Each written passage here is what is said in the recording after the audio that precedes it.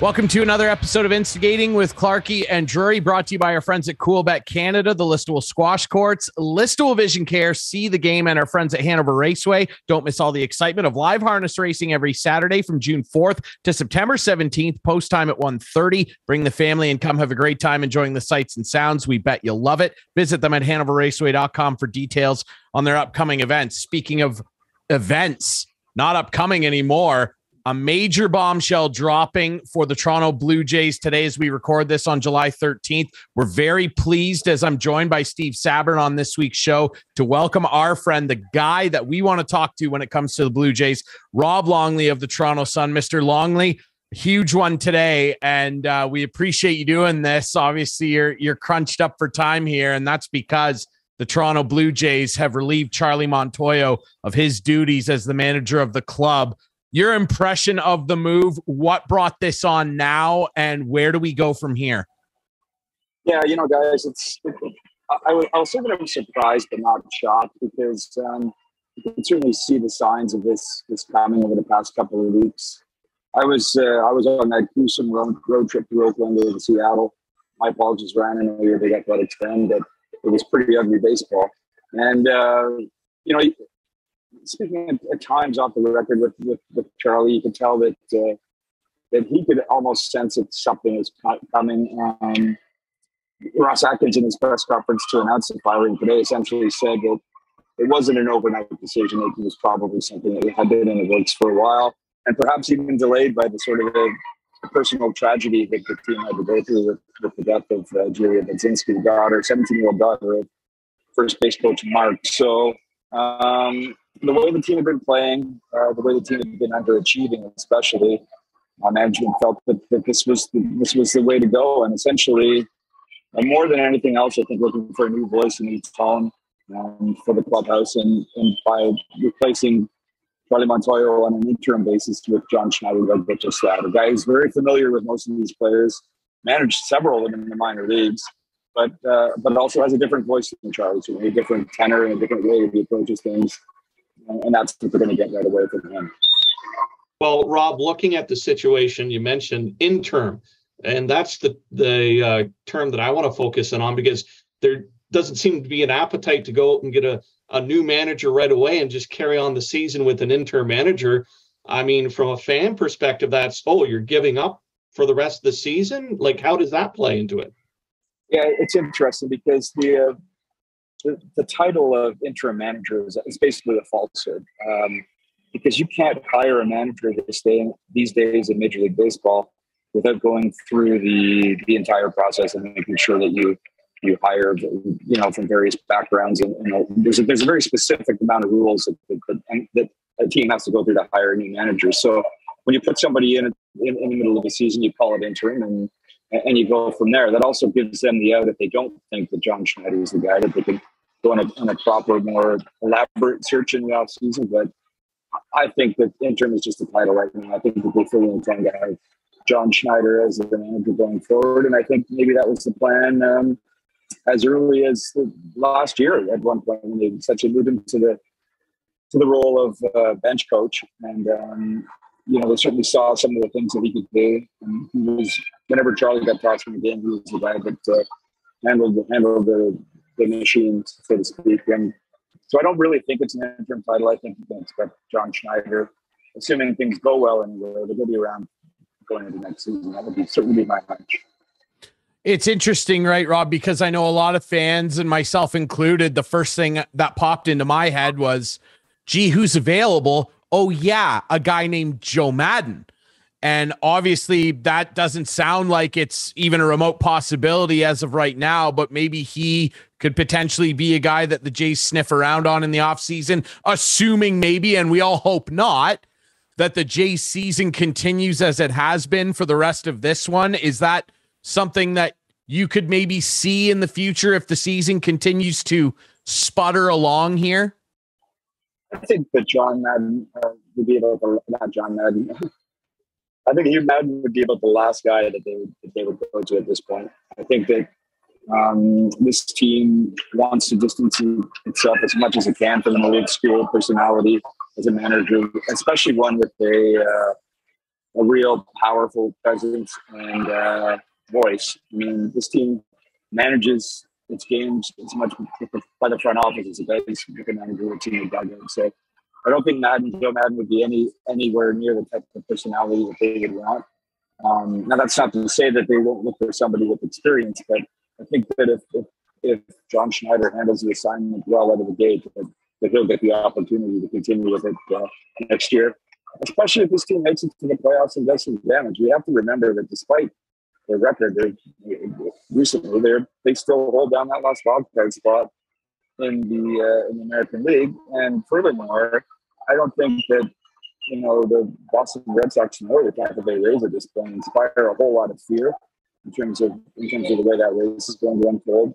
Obviously, the Jays have to get back to a reasonable form, but there's a belief in his offense, and Kevin Goslin's going to be back pitching tomorrow with all that kind of stuff. But they believe that this team is capable of much more, and we've seen it so many times mid-season where the team kind of gets it all together. And this team doesn't really have to get it together in a big way to make the playoffs, but if they do make an addition, but at the trade deadline, especially with some bullpen help, they could be a factor in the postseason. And if that were the case, back to the original plans, then I would fully expect John Schneider to be back in 2023. What are some of the key things coming down here in the schedule? Because we know the All-Star break's just around the corner, which was probably a good thing. And some of the Jays will get an opportunity to play. We know Vladdy's not going to do the home run derby to kind of save himself a little bit. But I guess late July, early August, going to be a pretty decent stretch against the AL East. Yeah, I think so. Timing wise, if you knew you were going to make that change, now is the time to do it, because I mean, if they've got the Phillies tonight, then they've got 4 against the Royals. So what if the Jays were to sweep the Royals or go 3-1 against them with Charlie as manager? Then you really fire him going into the All-Star break at that point. It just gives them a chance for Schneider to get his feet wet, and then everybody to regroup with some rest at the All-Star break, and then get ready for another fairly stout run against the American League East. They coming out of the break, there's 3 games in Boston, as you mentioned, and we saw the last time the Red Sox was here. That was a fairly emotional series, and those 2 teams are going to be essentially neck and neck for one of those spots. And not too far down the road, there's a trip to Tampa as well, and then back to back trip to Boston and New York. So yeah, they're back to the tough American League. The Jays certainly had a tough schedule. One of the toughest schedules for the first 40 or 50 games. I guess the issue in terms of how they evaluated Charlie Montoyo was when the schedule did get a little bit softer for a brief period of time. That's when the team really kind of struggled even more. So that probably was part of the momentum that led to his firing, and they have to get ready to sort of turn things around for when they face those American League East opponents again. It's certainly been a rough ride for them, losing 2 of 3 to the Athletics, who are an absolutely atrocious sports team, and then getting swept by the Mariners, who are right in the fight with them for that final wildcard spot. As we record this, the Mariners have won 9 in a row. They're 17-3 in their last 20. Be nice to see the Jays put a stretch like that together. The Orioles, as we record this, have won 9 in a row and are 500 right now for the first time this late in the season since 2017. Like, they are in a dogfight here. They're 46-42 are the Jays as it stands as we chat with you here. Let's talk about that trade deadline. Do they need to start making moves? And by moves, I mean something semi-significant now, or are they going to wait till the trade deadline? Because the way the rotation has been performing of late, forget the dips in quality of Barrios, Gausman lately, who's had some injury concerns, and of course, what else can we say about Yusei Kikuchi? Forget all that. They need an arm here, and we know about the bullpen as well. They made a trade with Pittsburgh, but they got the wrong guy, in my opinion. They didn't get David Bednar. They bring in a 39-year-old Sergio Romo, who, yeah, he's a good veteran voice. He was a great pitcher 10 years ago. how desperate do you think they should be in trying to acquire some significant or at least semi-significant upgrades in terms of the arm department? Because Ross Atkins said it today. This was a tough decision. We didn't want it to have to go like this, and this mostly falls on me. So where is the work being done here? What do you think they need to do here, Rob? Well, Ryan, a cynic might suggest that the reason that they made those lame acquisitions was as a means to help expedite getting rid of their manager. Because, I mean, really, if that's the way you're going to enhance your bullpen, and you're just deluding yourself. And this front office is much smarter than that. I'll give you an example. In Seattle, they gave Robbie Ray pitch. 6 innings, looked really good. Only 83 pitches, and then they take him out. I'm like, why are they taking him out? Oh, I know why. Because they got 3 guys who can throw 100. One guy for the 7th inning to do it, one guy for the 8th inning to do it, one guy for the 9th inning to do it. And if you're going to blame Charlie Montoyo for this mess that the team has been lately, you really have to give equal or more blame to the front office because of the way things have gone in terms of. Sorry, got interrupted by a colleague. There's essentially beyond Jordan Romano. There's no power, no fitness guys in that bullpen. And I don't doubt that that's the priority for the front office now as they shop pitch and help. But it's not as easy to do as just saying you got to go and get guys, especially with a front office who historically has gone with the opposite approach of Alex Tankopoulos, the guy that was previously here, and it is more on making sure you protect as much of those prospect assets as you can. So, yeah, they'll be willing to part with some. Obviously, you're going to get something for nothing. But you better believe that every GM that's in the league that's shopping right now knows that there's a level of desperation here. And also, every shopping GM in the league knows that more than any other year in baseball history, perhaps, there's more teams in contention for a playoff spot because of the expanded playoff format. So there may just well be more buyers than sellers, and that's going to further drive up the price. It certainly is. It's going to be interesting. Obviously, the Jays have a lot of work to do. They're in 4th in the division, but they're still clinging to that wild card spot. It's going to be an interesting run up to trade deadline day, and I know Jays fans are going to be glued to their phones and their televisions as we head toward that date. Rob, we appreciate you doing this. We know you've been crunched for time on what's been a pretty explosive day in the 6, so we appreciate you doing this as always, my friend. Thank you. My pleasure. We'll do it again soon, I'm sure. Absolutely. All right. That's our friend Rob Longley from the Toronto Sun. You can follow him on Twitter at Longley Sun Sports. He is one of the best guys to follow in terms of baseball coverage, and certainly the Blue Jays, who boy, Steve, we got a couple minutes left here. They're in it here. And I understand that there's a lot of teams in the mix now with the extra wild card spot. I like me personally, I just don't want to hear it. And the one quote that keeps getting brought up is Vlad Jr., the face of the franchise, at the start of the year saying last year was the trailer. This is the movie. This movie's going straight to DVD. This is not a summer blockbuster, Steve. And I don't want to hear any excuses from Ross Atkins. Trade whatever prospect people want. You traded your best prospect already for Barrios when they got rid of Martin. If Bichette is your future at shortstop and he's so young, why are you clinging to Jordan Groshans? Why are you clinging to guys like that? Trade whoever you can. You said you're going for it. Go for it. Yeah, and you have to wonder how much it's magnified. Like, are we having this conversation if the Yankees aren't off to a blistering start? I mean, everything probably not. If everything they touch is gold. Like, every team in the American League East is 500 or better, and they're 14 games back of the Yankees. But you know the AL East is tough coming in. And they gave a lot of playing time too to some of their newer guys at the beginning of the season. It's only of late have they stuck with a really firm lineup. You got a couple injuries mixed in there. I wanted to ask Rob, and we were running out of time, but we touched on the bullpen a little bit. Like, I really question bullpen management. It's in atrocious. Some situations that they're bringing guys in. Like, if Trent Thornton's your go-to guy in key situations, that's got to tell you a lot. I mean, that's got to be the number one alarm bell. And let's face it, Trent Thornton could strike me out 9.999 times out of 10, no problem. But stacked up against other relievers in the bullpen, it just always seems to fall apart when that's the call.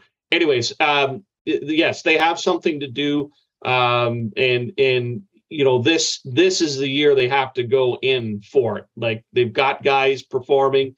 If Bichette and GAUDREAU can get back into more of a routine, they can definitely make some noise. But you're right; they have to pick up another piece or two to really punch their ticket, because patience is thin at this point in time. Speaking of patience wearing thin, Steve, obviously patience very thin with NHL general managers today. Free Agent Frenzy opening coming up next. We'll have a quick pop-in from my regular co-host, Chris Clark. He's going to come on and chat a little bit about the huge uncertainty in the Leafs crease as they acquire Matt Murray and a former guy that my team knows pretty well, Ilya Samsonov, who they sign on a 1-year basically prove-it deal. We will chat with Clarkey next about the tenuous situation in the blue paint for the Blue Buds, coming up next here on Instigating with Clarkey and Drury.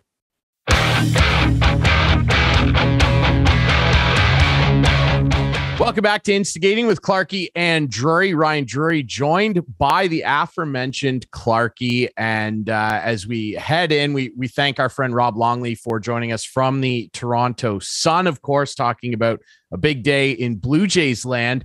Clarkey, big day as we record this on Wednesday. It is July 13th, and it is Free Agent Frenzy Day. And the Toronto Maple Leafs leading up to today and also today were quite busy.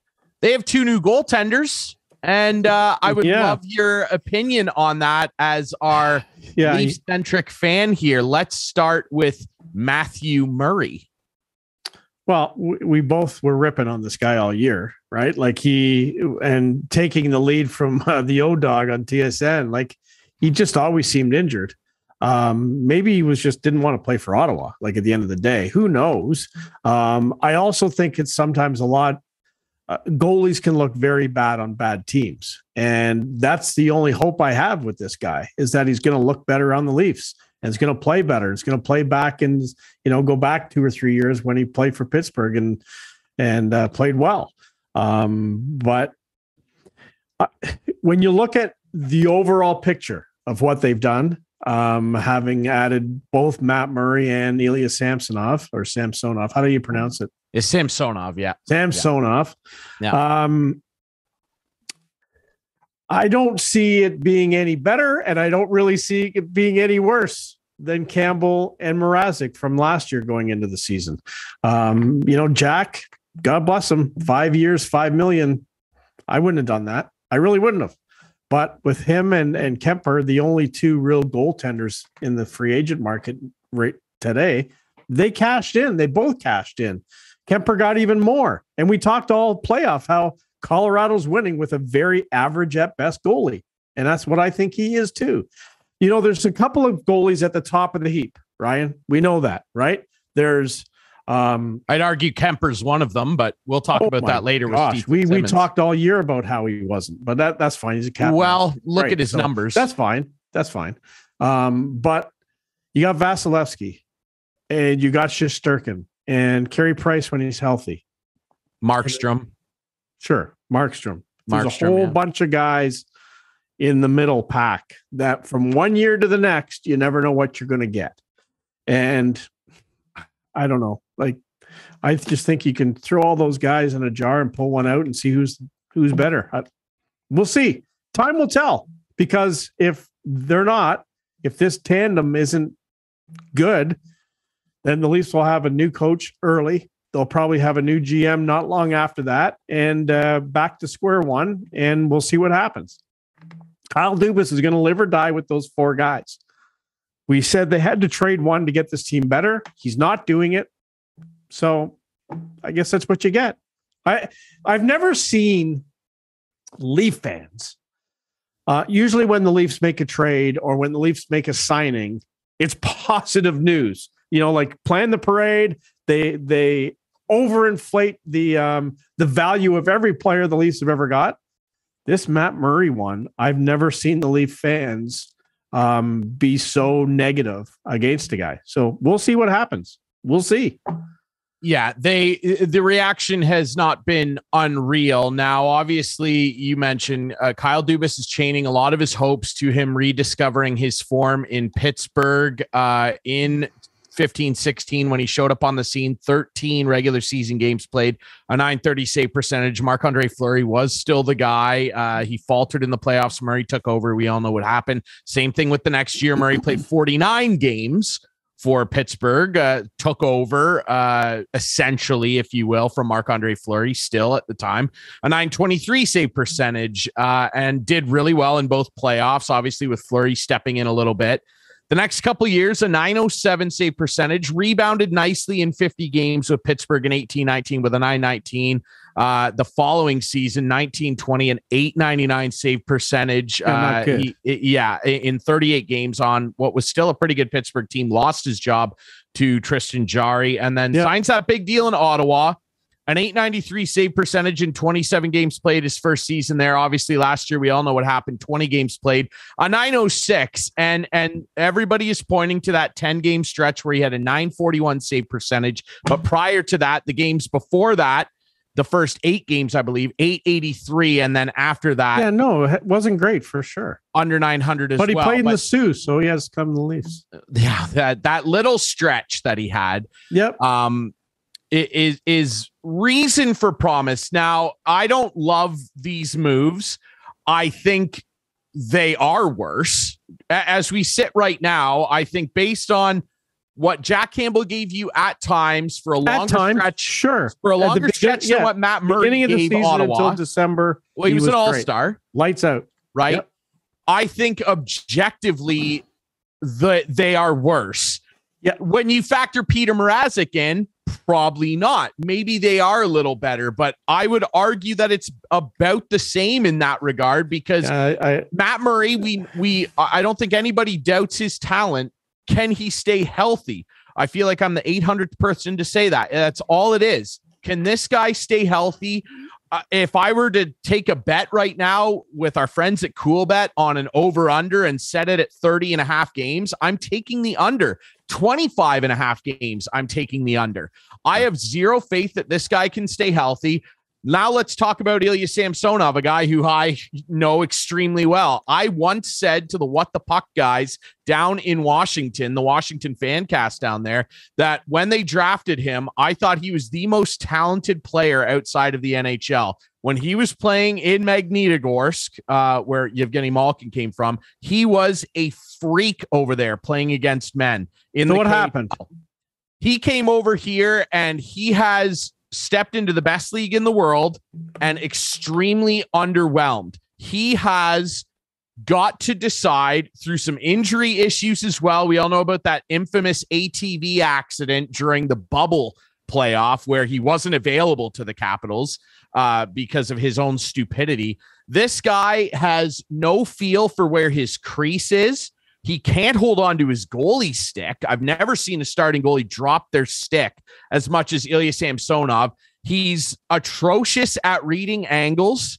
This is just based on what I've seen. Is he still young enough at 25 years old where you go, there's still a ceiling here based on him being a 22nd overall pick back in 2015? Yes, he's still young enough where there is still potential he could figure it out. But what I'm telling you right now is that I've watched literally almost every single minute. I would venture to say 90% of every minute that Ilya Samsonov has played goal for the Washington Capitals, who, if you look at the numbers, are a pretty good defensive team over the last couple of years. Bad. Outside of a couple little spurts here and there, bad. So good luck. And my final thing on Murray, and this is a whole thing where you're talking about, oh, well, these goalies, you could throw them all in a hat and you can't keep this guy. You can't keep that guy. Listen, I'll say this. I still think that the Leafs handed out too much money to too few guys. It's not worked.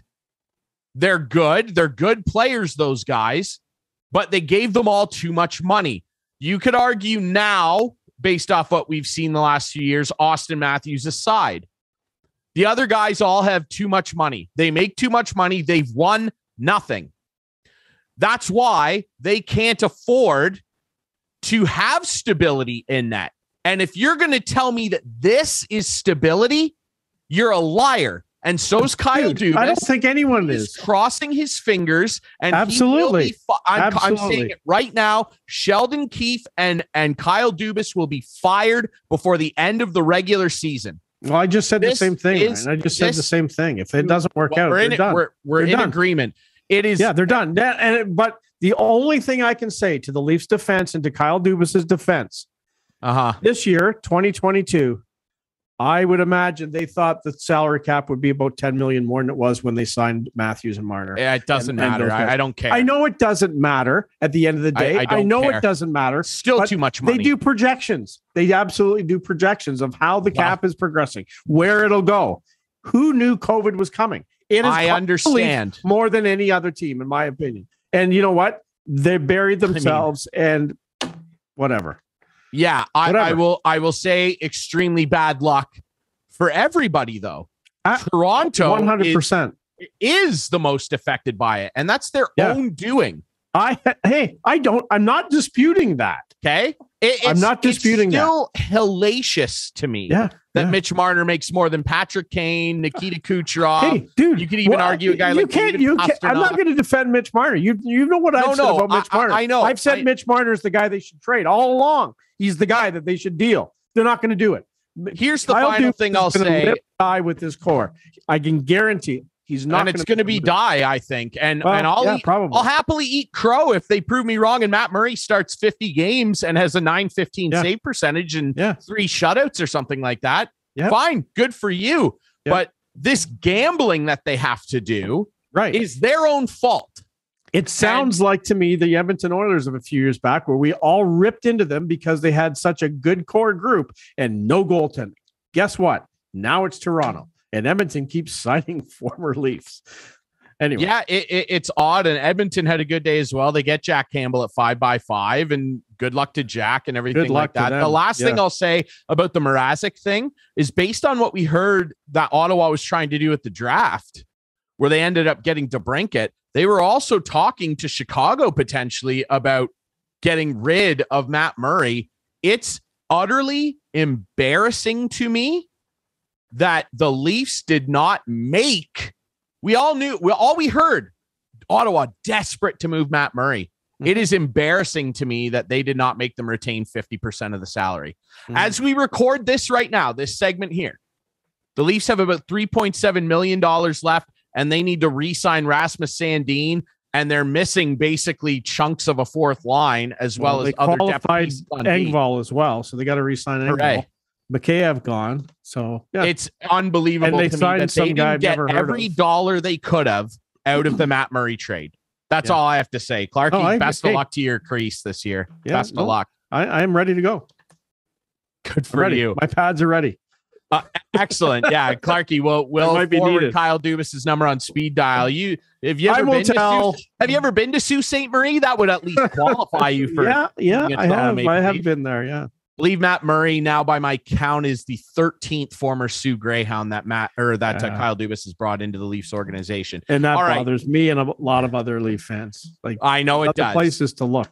Like it's like when the Leafs had 3 first-round draft picks in the '80s, and they drafted all 3 Belleville Bulls. Big wide world out there, buddy. Anyway. We'll take a quick break. All right, when we come back. Coming back with you and Sabs. We'll chat with Mr. Steve Fitzsimmons. I'm going to Muskoka. Manager. You have a good time. You're going to Muskoka. We'll chat with Steve Fitzsimmons, the manager of the Hanover Raceway, one of our great sponsors. We're going to chat about free agency with Fitzy, who's always got something to say about the hockey world. And we'll chat a little bit about some big events coming up at the racetrack this month. You're watching Instigating with Clarkey and Drury. We'll be right back.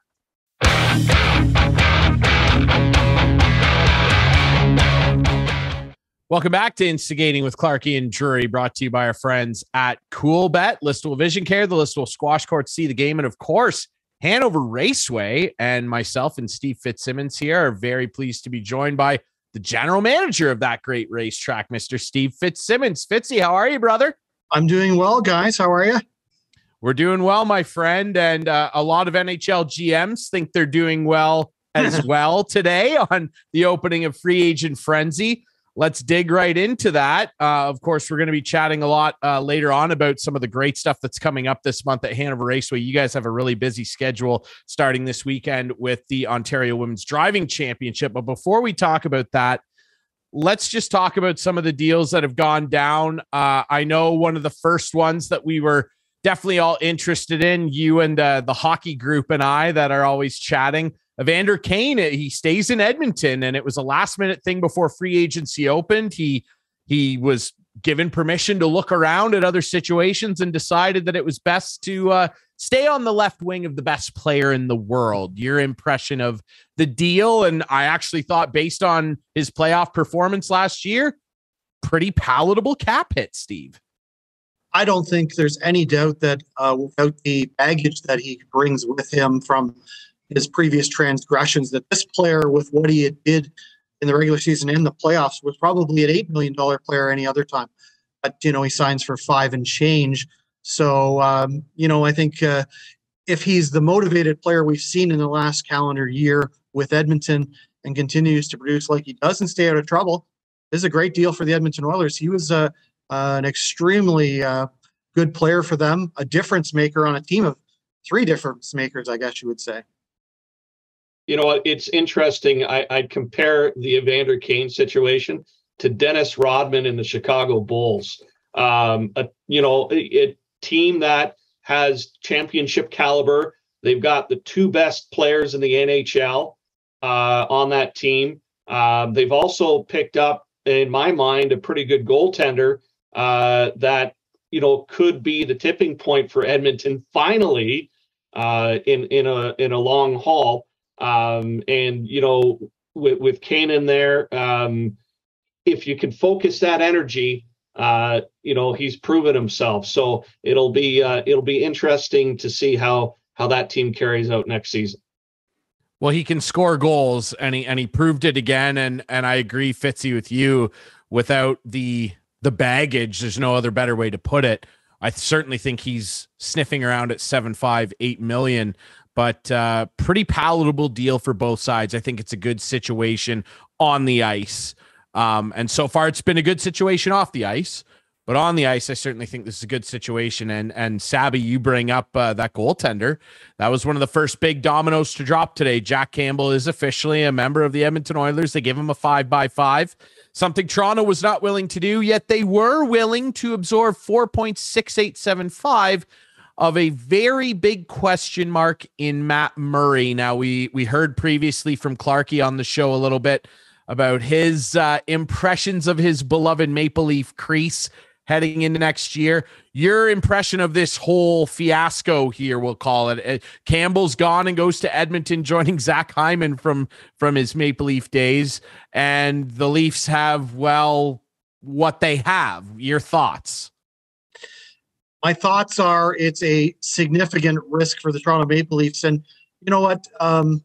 If you look at Matt Murray, what he actually did, he was in the minors a bit last year, but actually in the NHL, his numbers actually are quite good considering the situation he was in.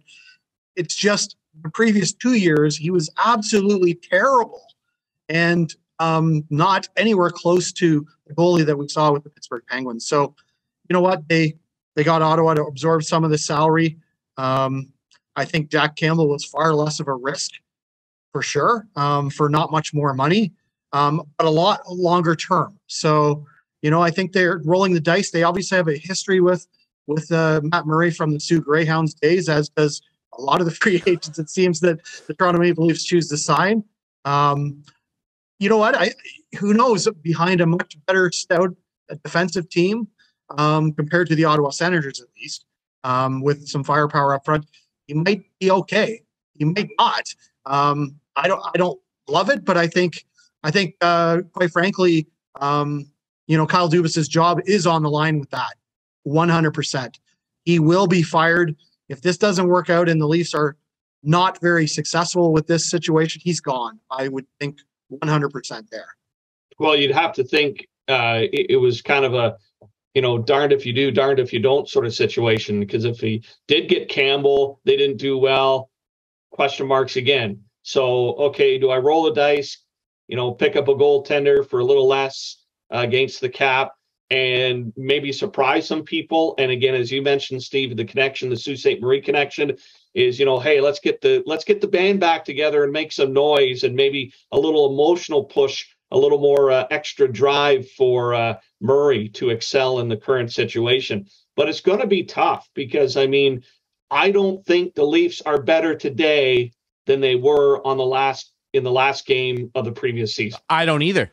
Yeah, I don't either. I don't know.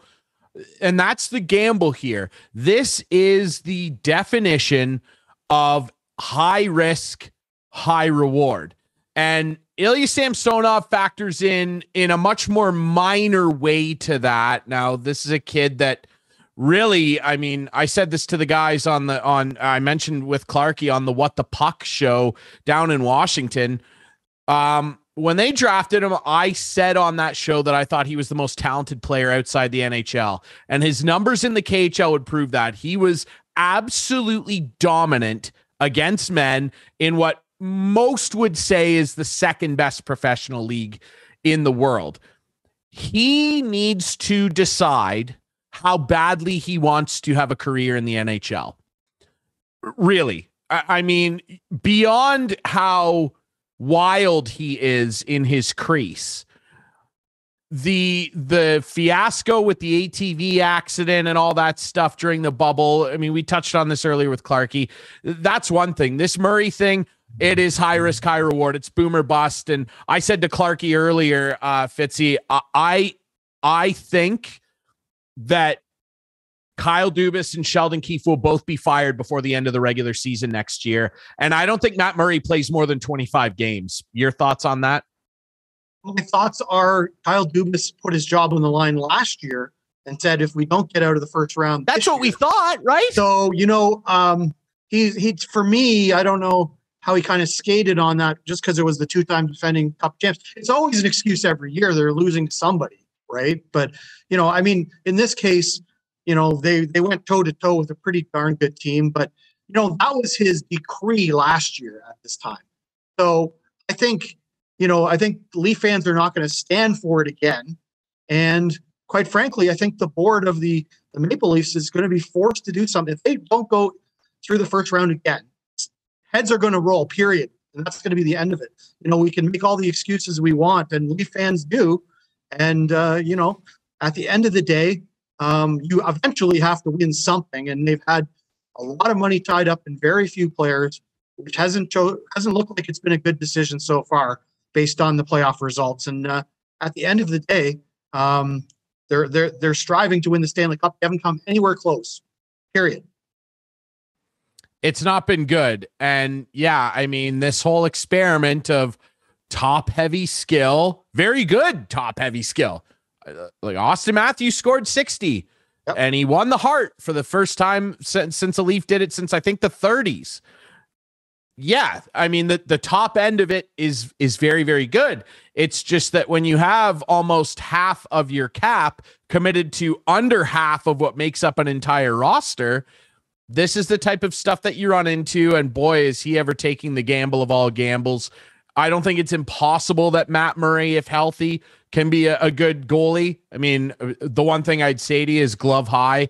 He is atrocious glove high, and the Capitals would tell you that, and a lot of the teams that ended up beating Pittsburgh and beating him consistently over the years. You shoot glove high, he's got a terrible glove hand. But God bless him. They're rolling with this tandem. And I agree with you, Sabby. I don't think anybody could argue that they're better today than they were coming into free agency. Mikheyev is gone. They have a very limited amount of room as it stands to re-sign Sandin, who is allegedly not very happy with them. And they've qualified Pierre Engvall. It'll be interesting to see what else the Leafs do. There's no way they're done. Let's talk about the other big goalie chip that fell because, of course, Fleury re-signed in Minnesota. I think the Leafs were sniffing in on him. Murray has been moved. Talbot is now in Ottawa. Darcy Kemper has signed with my Washington Capitals. And I got to be honest, I might have my red and blue glasses on a little bit. I'm a a big fan of this deal. And I think that you can definitively say, unlike the Maple Leaf situation, that the Washington Capitals are absolutely better than they were at the end of last season. Your thoughts on the Kemper deal at 5 by 5.25, Fitzy? I don't mind it. I think he's one of the better goalies in the NHL. I don't think he's in the top 8 or maybe in the top 10 even, but he's definitely a good goalie. I think you could make a case that Pavel Francouz did as much for the Colorado Avalanche winning the cup as Darcy Kemper, but he was very good for a pretty terrible Coyotes team. You know, he was adequate, maybe a little better than adequate for Colorado. I don't mind it. I think based on what was out there, he was as good as anyone, and they had to go a different direction, obviously. And I don't love the term at 5 years for a guy at his age, but you know, I think probably for 3 of those, it's going to be fine. And let's be honest. I mean, the window for the Washington Capitals is really 2 to 3 years. So I don't think year 4 and 5 are what they care about anyway. So they probably figured, you know what, to get this guy, that's what we have to do. And we're going to go guns blazing here for the next couple or 3 years, maybe with Ovi's window. And of course, some of the other players on that team. So I think it really had more to do with that. But again, you know, he's a good goalie. I don't call him an elite NHL goalie, though. Yeah, I agree. He's 4th in save percentage in the NHL over the last 5 years. Last year, he was 4th in goals saved above expected. The only 3 better than him were Shesterkin, Markstrom, and Sorokin. So I don't necessarily consider him an elite goalie either, but he's far better than Samsonov and Vanacek. Yes. And he proved it by winning a Stanley Cup. Yes, he had a .902 save percentage in the playoffs. He did enough to get it done, and he's shown that on bad teams he can be good. Washington 4th at 5-on-5 goals above or goals expected against suppression last year. A good defensive team that if they had have got better goaltending, probably beat the Florida Panthers in the first round. And who knows what happens after that. So I think Kemper, I'm excited about it. We'll see what happens. A lot of other big names getting signed today, but as we record this, the big 2, Nazem Kadri and Johnny Gaudreau, they have both not signed deals. Sabby, I wonder what your thoughts are. Just Calgary. I picked Calgary to go to the Cup final last year. This is a massive blow to them. I mean, they are losing a franchise cornerstone. What is this going to do for the future of how badly Tkachuk wants to stay there? Sean Monahan is now in Chicago. Calgary was dealt a really serious blow here, Sabby. Yeah, and you know what? It didn't matter how much money was going to be thrown out by Calgary. I mean, Johnny Gaudreau stated family reasons to move around. But I mean, when you're the top 2 players in a free agency pool, you can take your time. No rush to get anything signed, right? I mean, play the numbers, see who's signing where with what, and then take your pick of where you want to go. Because I mean, you got a cup winner who proved himself in the playoffs, and you have a guy coming off a 115-point season. So it'll be interesting.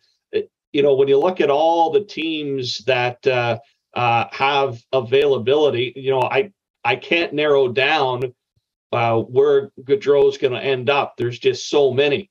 You just hope he signs with a team that actually has a chance. And it doesn't go with the team just because he wants to be the number 1 guy. But anyways, we'll see what happens. But a lot of opportunity out there for sure. And Kadri, obviously, you mentioned he comes off a cup and had some funny statements after winning that Stanley Cup. I think some of those were pointed maybe at the management of the Toronto Maple Leafs and maybe some of the fan base that thought he was a liability. So I really enjoyed seeing that. Yeah, and Colorado just straight up can't afford him, and it's a big reason they didn't bring Kemper back. They need to re-sign Nate McKinnon, who is going to get a gigantic raise on the little over $6 million he makes currently. They can re-sign him at the end of next season, and he's probably going to get something with a 12 or a 13 ... in front of it. Who knows? So Burakovsky leaves that team as well. They did re-up Nikushkin. He's going to come back. Lekkonen's coming back. I still think Colorado has a pretty good team there.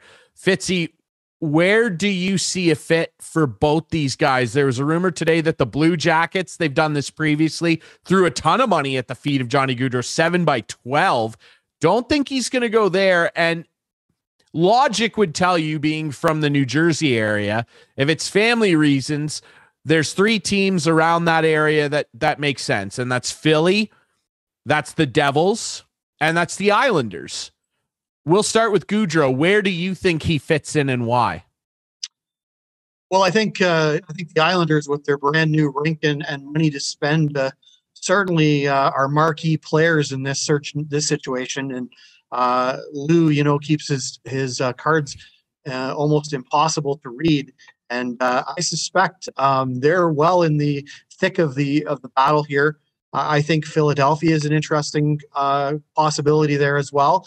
Although I think that the Islanders are a better team than Philly right now. And certainly New Jersey looks like a team on the rise for sure. So, but I think Lou has a big chance here to possibly sneak Johnny Hockey out here and, deliver, some kind of a 7-year deal with, I'm assuming it's probably going to be comparable numbers to the Calgary deal of, 9.5, 10.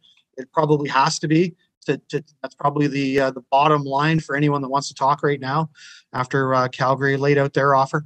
Kadri is an interesting one because, Kadri for me is a 65-point player who had a tremendous 1 year of 87 points when Nate McKinnon was down and had the opportunity to play significant frontline minutes as the go-to guy to some degree for Colorado. And he did deliver on that situation. I'd be very careful to risk, significant term and significant dollars with him because I think you could still get a 65, 70-point player. That said, I wonder if Seattle might not be a team that would take a risk. They have huge amount of cap space. They can certainly point to his cup ring and, that he was one of the top players on the best team in the league last year. And that's certainly a selling feature for them with their fans, I think. They've done some other things that it makes you believe that they're certainly trying to improve rapidly. And so, I wonder if they might be an interesting fit. I think a lot of teams are probably very, very wary about his career average other than last season. And, tell me what the number is. But, it sounds like it's going to be 8.5, 9, for 6 or 7 years. That's just too much. I don't go anywhere near that with Kadri, and I think the sensible GMs won't. But in the Seattle situation, I think they could probably take a risk like that. They have lots of cap space, so they might be the one. They've got a mountain of cash, you're right, in Seattle, and boy, he'd look pretty good with Shane Wright and help him ease in. His buddy Andre Burakovsky just signed there. His old buddy Philip Grubauer is still in the crease there too, so it makes sense if he's looking to hit a slam dunk, which he should be. And he did score 30 twice in Toronto, of course, back in the day. Like, he is a skilled player. One other team that I did hear, that could be in the mix for him, and I don't really know if this is tangible, but I did hear Jamie McLennan talking today about Washington. And the only way that that's going to happen is if they put my buddy Nick Backstrom on LTIR and basically don't have him come back until the playoffs. That's the only way that Washington, especially after signing Kemper and bringing in a bargain guy who I really like in Eric Gustafsson, that's the only way that a team like that, who, if Nick Backstrom's not going to play, and he's not for a while anyway, but Brian McClellan did say that the intent was to have Backstrom return. And the only way I see Kadri fitting in there is if Backstrom doesn't. And it is worth noting that Nick did have the same type of hip resurfacing surgery that Ryan Kessler had, and Kessler never came back from that. And it pains me to say that because he's my favorite Washington Capital of all time. And if they don't put him on LTIR, that's the only way that they could make palatable a Kadri contract. Would I take him on the Caps? Yes, I would. I think he would look really good in a Caps. And can you imagine the chaos of Kadri and Tom Wilson on the same team. Oh my God. Just rename the arena Suspension Center. It'll be just unbelievable. With the amount of fines that they would pay, they could fund the Arizona Coyotes. Absolutely. They could buy the Coyotes a new rink. Worth noting, Tom Wilson's going to be out for a pretty lengthy period of time, too, after a major knee surgery. Yeah, I don't know. Kadri, you're right. He's probably going to get 8.5 from somebody. And best of luck. I mean, he had a great season. Everybody loves Naz. He's a good story. It was fun to watch him win a cup after everything that he dealt with, leaving Toronto, and of course, some of the racial abuse that he's had to deal with, particularly during the St. Louis series. It was great. So I think we all wish him well. But it's going to be interesting to see where that domino falls. You make an interesting point, Ryan. We're looking for more diversity in hockey. And, Nazem Kadri being the first Muslim to ever win the Stanley Cup, that might play well in a few markets in terms of marketing ability in certain places. So, don't discount. There could be, somebody that, sees the value of that as well. I absolutely agree. I was just filtering through social media here too, and just saw a couple tweets from a few minutes ago. Philly confirming they're not in the GAUDREAU race at all. Not even looking at it. Real big push from New Jersey Devils fans, though, to try to get him into Jersey and basically picking apart the Islanders about their whole travel arena / situation. So see what happens. Well, I guess the thing is they have the PK Subban money off the book, so they could sign this and make it work. 100%. And boy, similar to the Islanders, with him on Matt Barzal's wing, would he look pretty good on Jack Hughes or Nico Heischer's wing? Yes, he would. I mean, this is a really quality player who I don't think, no matter what he gets, will be a waste of money. He's still young, and he just came off an unbelievable year, 85 of his 115 points at even strength, which is just incredible. There's a lot more that's going to come down in the next few days, free agency wise. Fitzy, a lot coming down at Hanover Raceway. Let's start with this weekend. The second edition of the OLG Ontario Women's Driving Championship. Stop number 1 is going to be at Hanover this Saturday, the 16th at 1:30. Tell us all about it. Yeah, so you're going to see the finest women drivers in the province competing for the Ontario title. And last year, of course, we had a couple of racetracks ourselves in Dresden that kicked off the first annual. This year we have 5 racetracks, Grand River, Leamington, and the Raceway at Western Fair in London joining this series. And yes, Hanover kicks it off on Saturday. It's a fundraising effort as well for Harness the Hope, a prominent breast cancer charity. And so there's certainly a fundraising aspect to it with lots of different fundraising initiatives. But, we wanted to be a part of something that encourages more diversity in our sport. And there's some female drivers that are very successful. There's others that would like more opportunities to drive that they just don't get. And so this was part of the thinking of initiating this last year. And of course, it was extraordinarily well received, and it did lots of good for charity as well. And so it was a win-win. And we're really pleased to be behind this again this year and to kick it off on Saturday. And, we even have a neat thing after the races as well. We have a concert from one of the drivers who's a musician, Samara Johnson. So she's multi-talented. She's going to drive and she's going to sing. So I told her to be a little calm and yelling to the horses so she has some voice left. Absolutely. That's going to be great. Yeah. Steve, it's got to be great to be back in a full schedule and big events. I mean, how frustrating over the last couple of years, and it's just got to feel good to be back at the track.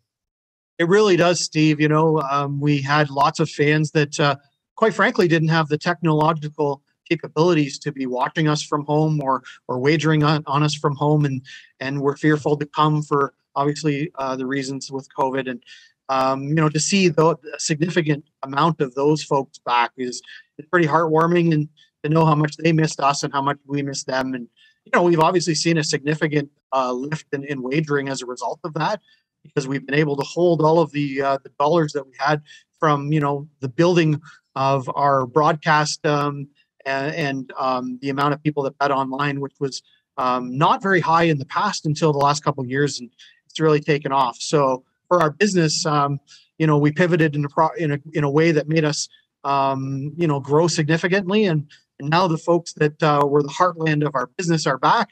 So it's great to have them back. And you can see the energy from the drivers as well, because, and even horses to some degree, the drivers, feed off the crowd energy. And, there just wasn't much of it in the last couple of years. We either had small crowds or no crowds.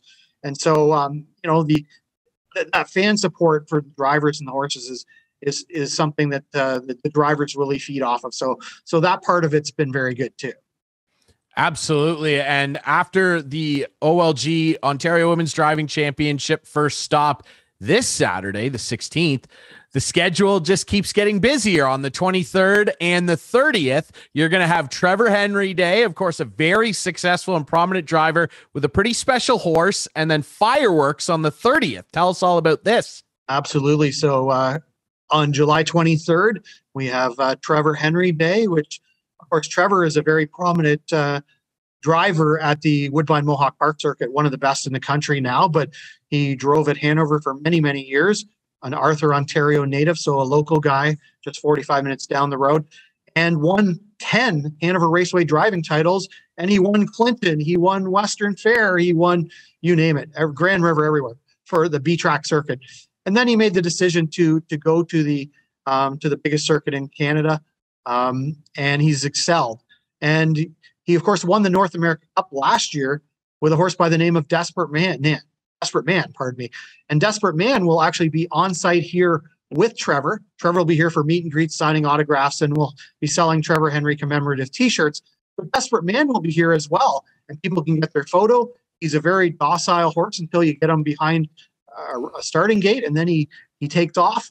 But before that, he's very calm, cool, and collected. He loves people. He loves to be petted, and people are literally going to be able to go up and pet a $1 million horse. He's made $1,050,000 in the last 2 years racing, and he will be here. He's actually going to lead the post parade for our Dream of Glory elimination races, which are on the same race card. And yeah, again, there's a massive, significant silent auction that has some incredible stuff in it that you won't want to miss as well. Some great keepsakes from if you're into harness racing, but also just some incredible items as well. That it's not to be missed as part of that day as well. So that'll be a fun day. I think a lot of people are fans of Trevor Henry, and they're going to come and celebrate, us celebrating him, if you will. And then on July 30th, we have our Dream of Glory race card, which traditionally has the fireworks. So normally, of course, we've moved to a 1:30 post time in the last couple of years. And aside from that particular day, we are 1:30 this year. That day, we moved our post time back to our 6:15 post time to allow for fireworks after the races. During our Dream of Glory card, of course, we'll have the $60,000 Dream of Glory race and the Gail Murray Invitational, which is a great race for pacers, some of the top pacers in Ontario. But that fireworks is sort of the signature night that we have at the racetrack, and it will be back at night. We will have thousands of people literally here. And won't that be a sight to see again? It's really an iconic night. If you've never been here that night, you really have to come. It's a special time, and I say that not only as the GM, but I've been a customer and also a horse person of this racetrack for 35, 40 years, and I've seen 20 of them probably, and it's incredible. It's a fun night. It's just one of the most iconic nights in harness racing. It's going to be fantastic. A really busy schedule with our friends at Hanover Raceway. Remember, you can visit their website and check up on all of the events that are scheduled. This Saturday, the 16th, the first stop on the OLG Ontario Women's Driving Championship. On the 23rd, it's Trevor Henry Day. Desperate Man, the incredible horse himself, will be there as well. And on the 30th, it's the Dream of Glory, obviously, fireworks night. It's going to be a very, very busy July for one Mr. Steve Fitzsimmons over at Hanover Raceway, where hopefully you guys can go out and join him. Fitzy, thanks so much for doing this, my friend. Always a pleasure to chat hockey with you, and of course, about all the fun stuff going on over at Hanover Raceway as well, my friend. Thank you very much, guys. Appreciate it. Sabby, thanks for stepping in for Mr. Clark this week. It was great to see you and have a chat about the Jays and obviously the frenetic day of free agent frenzy. It was a pleasure to have you on, man. Thanks. Yeah, no, always good to join. And, it's hard to believe we're pushing through the summer. I'm starting to see some feeds coming through from friends in the junior hockey loop locally. So I'm sure we'll have to instigate some conversations with them in the near future. I like that a lot. Yes, some junior hockey teams that we cover over at CKNX are very busy right now. All right, that's it for Instigating with Clarkey and Drury this week. Remember, on Friday nights at 8, Sunday nights at 9, you can watch this show with our friends on Whiteman TV. That is Channel 6 for our Whiteman subscribers. We debut on our YouTube channel Friday nights at 9. Follow us on social media at Instigating Pod. We appreciate all our great sponsors, including Coolbet Canada, obviously the Listowel Squash Courts, Listowel Vision Care, See the Game, and our great friends at Hanover Raceway. We'll be back next week with more Instigating.